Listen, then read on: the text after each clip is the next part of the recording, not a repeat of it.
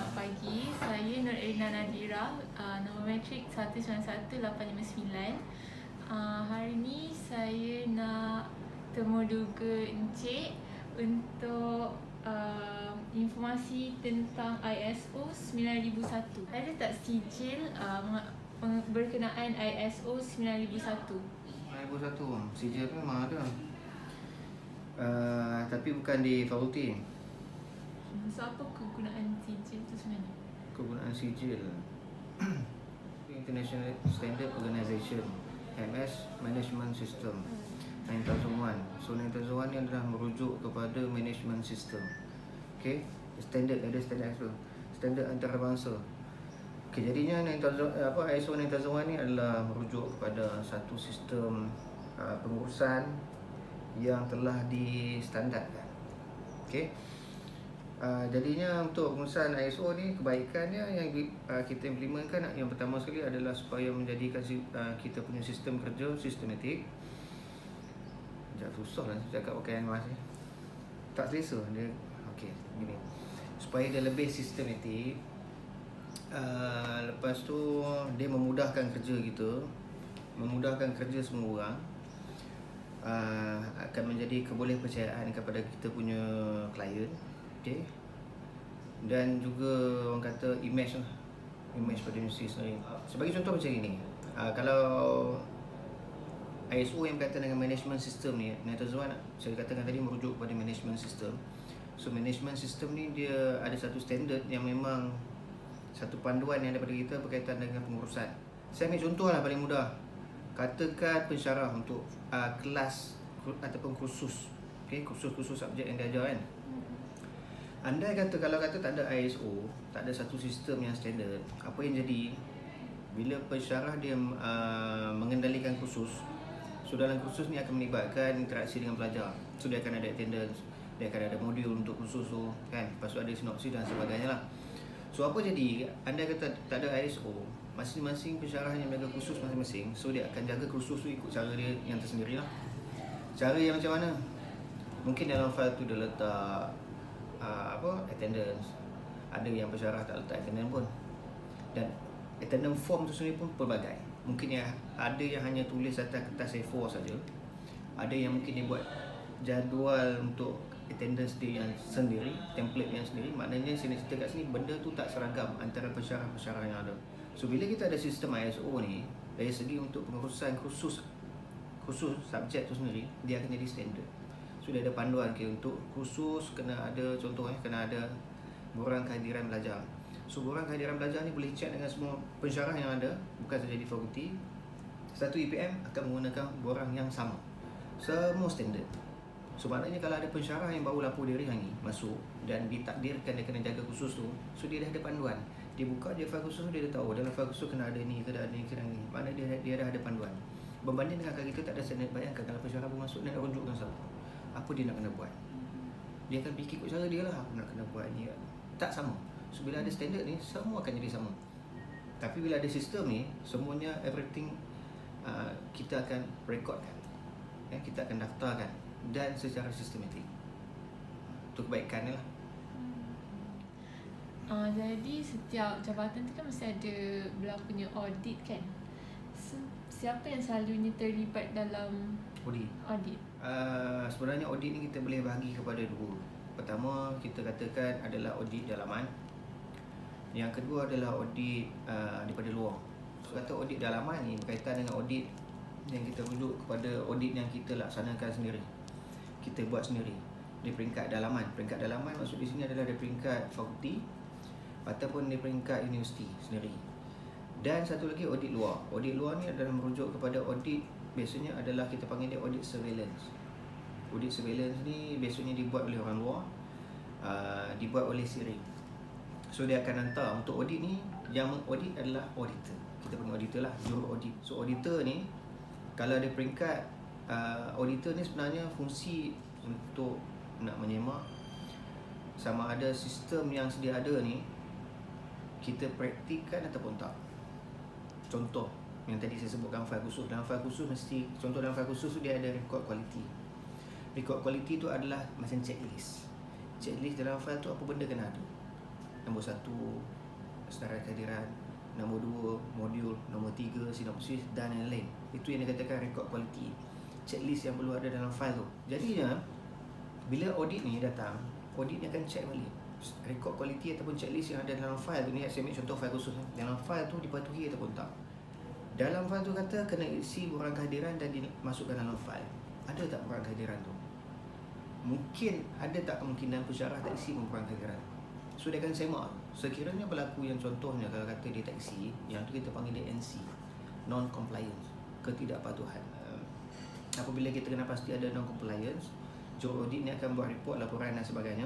So daripada report-report kita ada ni, kita akan tambah baik untuk kita perbaiki. Kita cari di mana kelemahan kita, apa punca dia, apa penyebab dia, dan kita perbaiki supaya benda tu tak berulang lagi. Audit dalaman ni adalah lebih pada persediaan kita sendiri supaya memastikan sistem ISO yang kita implement di tempat kita ni dijalankan dengan baik, dan semuanya implement dengan orang kata bersungguh-sungguh lah. Bukan kata ada tempat buat, ada setengah tempat tak buat. So maknanya semua kena buat sekata. Kemudian bila dah habis settle audit dalaman, barulah datangnya audit daripada luar. Audit yang kita katakan tadi, audit surveillance daripada SIRIM. So audit SIRIM ni bila dia datang audit, dia akan tengok balik berdasarkan laporan-laporan daripada audit dalaman sebagai rujukan. Dia akan tengok daripada rekod-rekod yang kita buat audit dalaman, audit sendiri ni, ada tak kes-kes NC, ada tak kes-kes yang kita boleh tambah baik. So dia akan tengok pada situ sebagai rujukan dia. Dan kemudian dia akan semak balik berdasarkan audit-audit dalaman daripada NC yang kita jumpa. Bila kita jumpa NC ni, kita kena tutup. Nak tutup dia adalah, kalau kata tadi kita jumpa dia tak isi borang contohnya, so dia kena isi borang. So daripada audit luar ni, dia akan tengok, dia akan semak balik benda-benda ni dibuat tak, kepatuhan tu dilaksanakan tak. Dan sekiranya audit luar daripada SIRIM ni datang, dia tengok-tengok, dia kata rupanya tak clean, banyak NC, non-compliance. Bila banyak non-compliance, apa jadi? Sijil ISO yang kita dapat tadi tu, sijil tu boleh ditarik balik. So sijil tu bukanlah sekali dapat, selama-lamanya kita boleh pegang title. Every year kita kena renew, every year kita kena commit. Macam mana nak commit, macam mana nak disahkan kita masih lagi di atas orang kata landasan 9 Tazuman ni. Audit ni, auditor ni akan datang semak. So auditor ni bukanlah auditor cat ayam. Auditor ni memang auditor yang bertauliah, yang memang orang kata dah kita katakan dia sebagai competent person. Competent person, memang dia competent dalam bidang ISO. Dia dah ada certificate, semua dah ada lah. So memang dia orang kata established dalam bidang Tazuman ni. Okay, soalan seterusnya, setiap kali selepas audit, apa je yang pihak fakulti akan buat untuk improvekan fakulti ni? So kalau sebelum audit, biasanya kita kena buat persediaan sebelum kita menghadapi audit. So persediaan di peringkat kita sendiri adalah kita biasanya kita akan buat audit kendiri.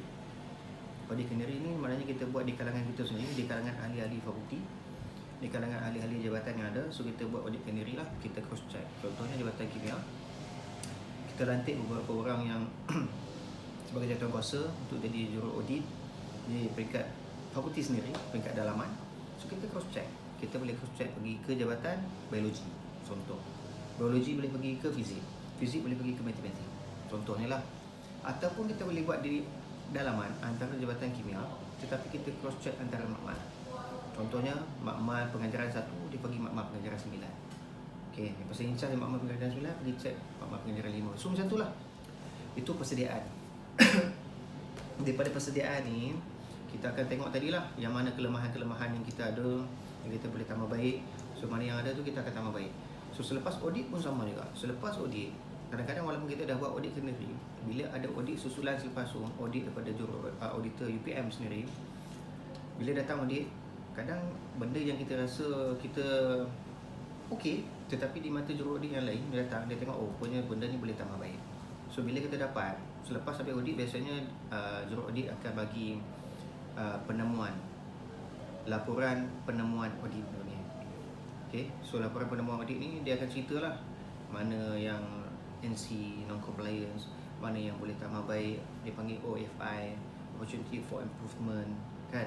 So yang benda-benda ni bila kita dah find out, kita akan settlekan, kita akan selesaikan. Yang mana kita boleh tutup, maksud tutup ni macam saya sebutkan tadi, yang mana salah kita betulkan supaya dia tak berulang lagi. Kita akan laksanakan. Yang mana ada cadangan untuk penambahbaikan, Okay, sistem tu sendiri bila auditor tengok, oh sistem ni sebenarnya boleh ditambah baik, kan?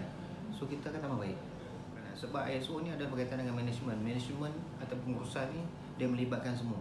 Dia tak boleh lari. Memang kena semua kena terlibat. So apa-apa info kita dapat, kita akan maklumkan kepada semua dan ambil tindakan secara bersama. Assalamualaikum. Nama saya Anis Marliana binti Muhammad Fil. Nombor trip 194-720. So saya kat sini ingin menemu ramah Encik Jo berkaitan dengan ISO 9001. So soalan yang pertama, apakah peranan top management dalam mengekalkan quality management dalam Fakulti Sains ni? Ya, dalam top management ni sebenarnya peranan dia kena support lah sistem sebenarnya. Sebab ISO ni macam saya katakan tadi, dia bukan one man show punya cerita. Dia adalah teamwork. So kalau top management ni antara peranan ni adalah dia kena jadi penyokong kuat lah untuk ISO ni. Penyokong kuat yang macam mana? Maknanya untuk apa-apa aktiviti yang berkaitan dengan ISO ni, management kena support. Macam contohnya kalau kita nak buat kata taklimat, kita nak buat mungkin audit keneri, kadang-kadang kita buat gotong royong. Gotong royong ni adalah gotong royong, kadang-kadang kita buat kemaskini balik kita punya file, kita buat kemaskini balik kita punya makmal, kan, kita punya tempat kerja supaya seiring dengan apa yang kehendak ISO kan. So dia kena support lah.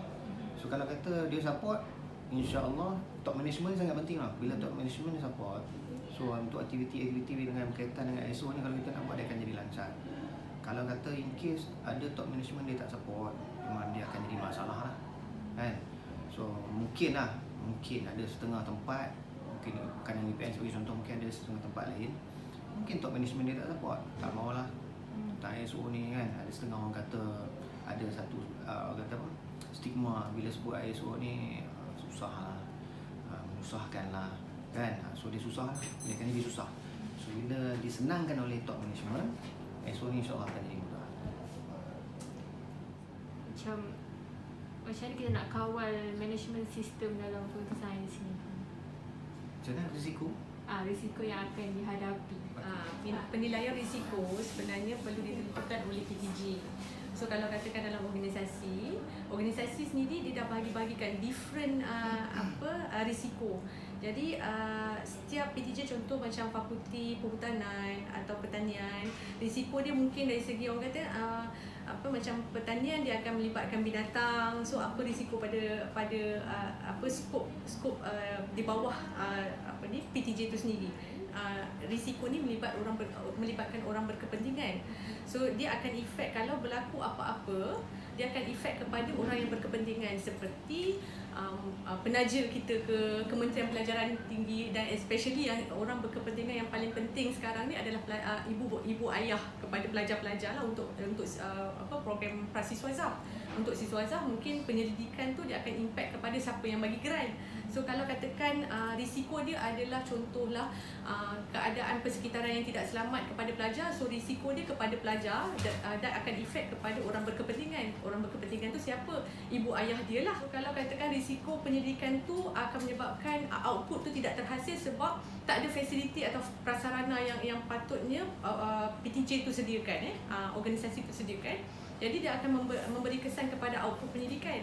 Kalau output penyidikan tu dia akan efek kepada siapa orang kepentingan dia. Orang berkepentingan dia adalah mungkin siapa penaja geran dia, swasta ke ataupun kementerian yang menaja geran untuk buat penyidikan. So kita kena tahu dulu apakah risiko. Risiko tu perlu ditentukan oleh organisasi. Jadi bila risiko ditentukan oleh organisasi, jadi kita kena menilai semula risiko tu. Dia ada skor-skor dia lah. Kalau skor dia tinggi maknanya risiko dia besar. So kita kena ambil serius dengan risiko tu dan kita kena jalankan assessment macam mana kita nak solve ataupun minimizekan dia punya risiko.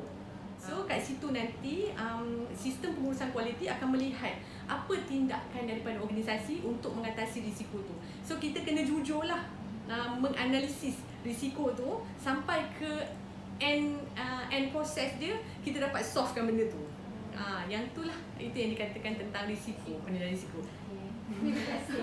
Sama. Kata-kata menuntut tentang ISO ni, satunya ISO ni dia bukan one man show. Okay, dia memerlukan kerjasama daripada semua pihak.